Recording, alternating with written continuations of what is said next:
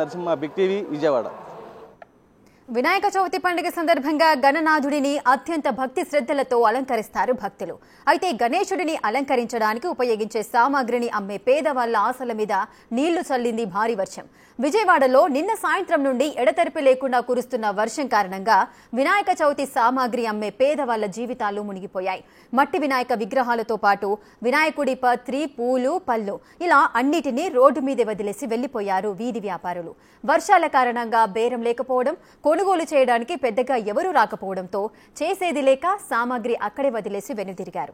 మరింత సమాచారం మా ప్రతినిధి రాజేష్ అందిస్తారు. వినాయక చవితి పండగ అందరి జీవితాల్లో ఒకే రకంగా ఉండదు. ఇది ఉదయం నుండి సోషల్ మీడియా జరుగుతున్న చర్చ. దానికి ప్రధాన కారణం ఏంటంటే వినాయక చవితి జరుపుకోవడానికి విజయవాడతో పాటు విజయవాడ నగరంలో చుట్టుపక్కల ప్రాంత ప్రజలు రోడ్ల మీద అమ్మే వినాయక పత్రితో పాటు వినాయక మట్టి విగ్రహాలు, వినాయక చవితికి కావాల్సిన సామాగ్రిని కొనుగోలు చేస్తూ ఉంటారు. కానీ ఇప్పుడు విజయవాడలో నిన్న సాయంత్రం నుండి కురుస్తున్న వర్షం కారణంగా వినాయక చవితికి కావాల్సినటువంటి సామాగ్రిని అమ్మే పేదవాళ్ల పరిస్థితి ఈరోజు అత్యంత దయనీయంగా మారింది. దానికి ప్రధాన కారణం ఏంటంటే నిన్నటి నుంచి విజయవాడలో కురుస్తున్నటువంటి ఎడతెరిపి లేని వర్షం. దాని కారణంగా విజయవాడ నగరంలో వినాయక చవితి సందర్భంగా అమ్మేటువంటి చాలామంది పేదవాళ్ళు వినాయక చవితికి సంబంధించినటువంటి పత్రితో పాటు విగ్రహాలను, అదేవిధంగా వినాయకుడిని అలంకరించడానికి ఉపయోగించే వివిధ రకాల వస్తువుల్ని రోడ్ల మీద పోసి అమ్ముతూ ఉంటారు. విజయవాడతో పాటు చాలా ప్రాంతాల్లో అందరూ విజువల్ చూస్తుంటారు. కానీ విజయవాడలో మాత్రం ఈ వర్షం కారణంగా పూర్తిగా చూడొచ్చు ఎంత దారుణమైనటువంటి పరిస్థితులు ఉన్నాయో చూడొచ్చు. వినాయక చవితిని ఇంట్లో కూర్చుని ఇలా ఈ వస్తువులన్నిటితో అలంకరించి అద్భుతంగా పండగ జరుపుకునే వాళ్ళు కొంతమంది అయితే ఆ వినాయక చవితి కోసం ఈ వస్తువులను అమ్ముకుని బతుకు తెరువు కోసం ₹1 కూడబెట్టుకుందామని ఆలోచించే వాళ్ళు ఇక్కడ నిన్న సాయంత్రం నుండి ఈ వస్తువులను తెచ్చుకుని ఇక్కడ పోసుకుని అమ్మారు. కానీ వర్షం కారణంగా బేరాలు లేక ఇవన్నీ కూడా ఇక్కడ వదిలేసి వెళ్ళిపోయినటువంటి పరిస్థితి.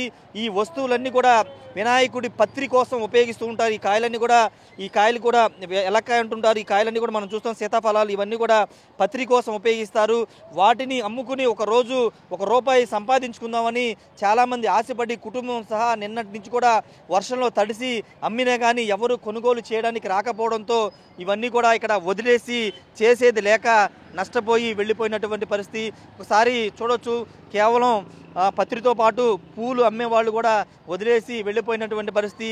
వినాయకుడిని సైతం, మట్టి వినాయకుడిని సైతం ఇక్కడ రోడ్డు మీద వదిలేసి వెళ్ళిపోయారు. ఎందుకంటే ఎవరు కొనడానికి ముందుకు రావట్లేదు. వర్షం కూడా ఎడతెరిపి లేకుండా కురుస్తున్న నేపథ్యంలో చేసేది లేక ఈ కన్నీటితోనే చాలామంది కన్నీళ్లు పెట్టుకుని వెళ్ళారు. ఎప్పుడు కూడా ఇలాంటి పరిస్థితి చూడలేదని చెప్తున్నారు. చూడొచ్చు, మట్టి వినాయకుల్ని చేసి అలసిపోయి అవి ఎవరు కొనుగోలు చేయకపోవడంతో ఇక్కడ మట్టి వినాయకుల్ని ఇక్కడ వదిలేసి వెళ్ళిపోయినటువంటి దృశ్యాలు కూడా మనం చూస్తున్నాము. విజయవాడ నగరంలో చాలా ప్రాంతాల్లో ఇదే పరిస్థితి. దీనికి ప్రధాన కారణం వర్షం, ఎడతెరిపి లేని కొడుతున్న వర్షం కారణంగా ఇక్కడ విజయవాడలో కృష్ణలంకలోని ఫైర్ స్టేషన్ ప్రాంతం అంటారు. ఈ ప్రాంతంలో పూర్తిగా నీరంతా కూడా నిలిచిపోయినటువంటి పరిస్థితి.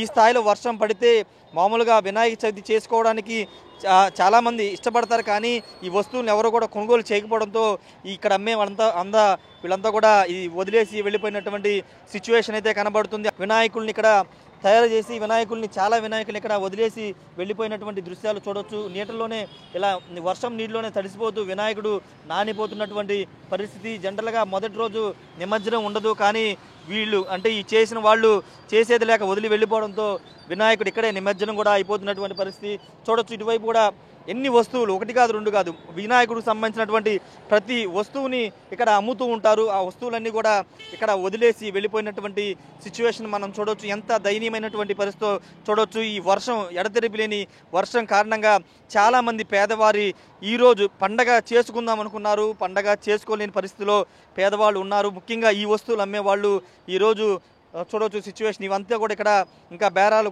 లేక వీళ్ళు కూడా ఇంకా సర్దేసుకునే పరిస్థితి కూడా ఇక్కడ మనకి కనబడుతుంది. విజయవాడలో అయితే ఇంకా వర్షం కొనసాగుతూ ఉంది. చాలా ప్రాంతాలు కూడా జలమయమైనటువంటి పరిస్థితి. 2 రోజుల పాటు వర్షాలు ఉంటాయని అధికారులు చెప్తున్న నేపథ్యంలో ప్రజలందరూ కూడా అప్రమత్తంగా ఉండాలని చెప్తున్నారు. మొత్తం కూడా వినాయక చవితికి ఈ వర్షాలు పెద్ద ఎఫెక్ట్గా మారాయి. ముఖ్యంగా ఈ వినాయక చవితి సామాగ్రి అమ్ముకునే వారి జీవితాల మీద ఒక గుదిబండలాగా ఈరోజు వర్షం మారిందని ఖచ్చితంగా చెప్పుకోవచ్చు.